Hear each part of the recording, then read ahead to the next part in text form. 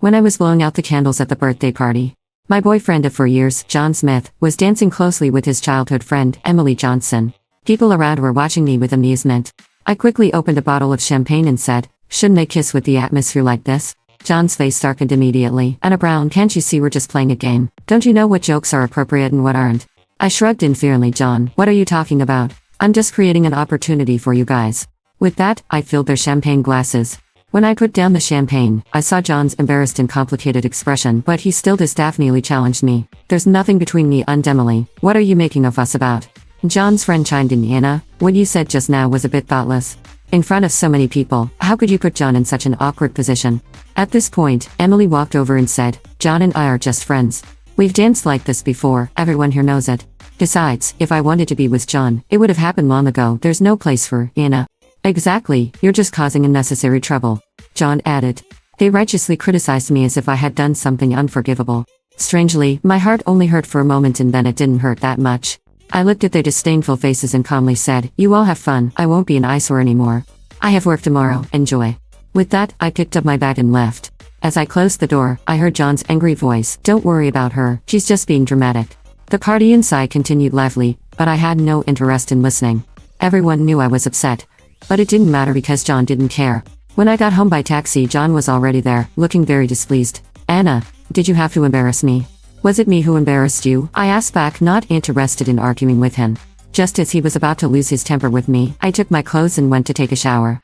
The celebration party was far away from home, and though John had a car, he never thought to bring me home. While in the taxi, I saw Emily's Instagram. "I know, with you there, I can get home safely even if I'm drunk."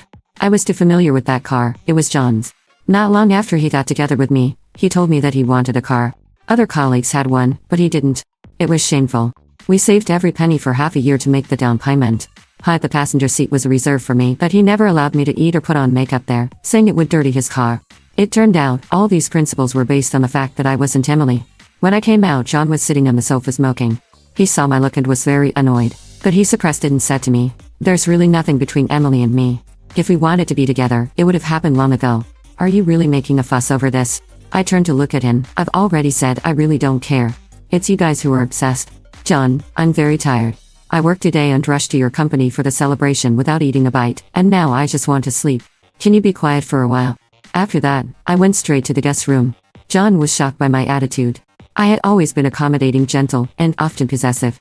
Our arguments always revolved around Emily, and he never took my side. Maybe he was prepared for me to come back and have a big fight with him. Had already thought of excuses on the way, but he didn't get the expected reaction from me.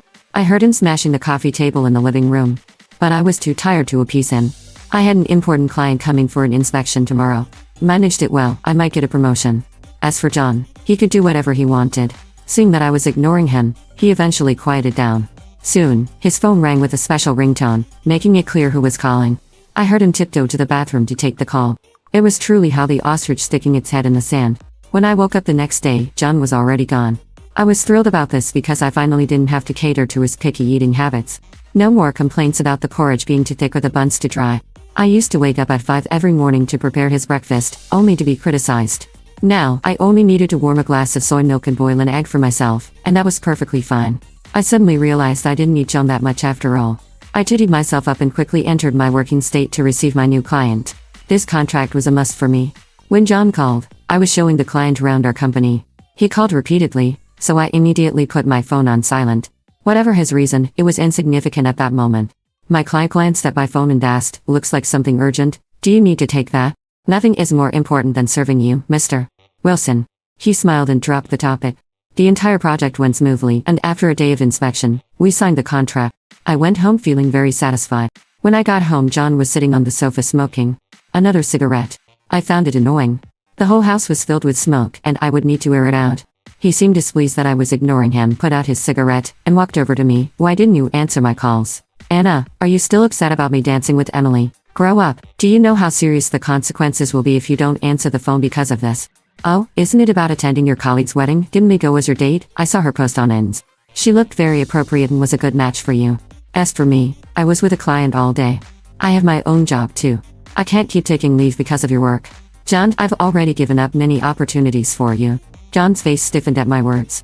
He asked, "How much more money can you make with that promotion?" John, given that we haven't paid off the car loan, I hope you don't talk to me like that.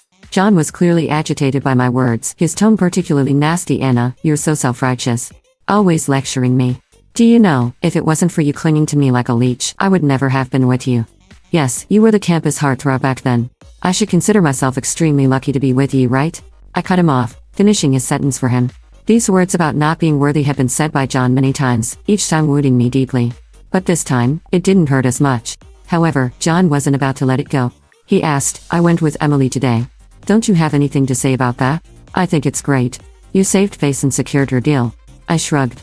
John looked at me and suddenly laughed. Anna, you better stay this stuff. I'm going out for dinner with her tonight. Satisfied?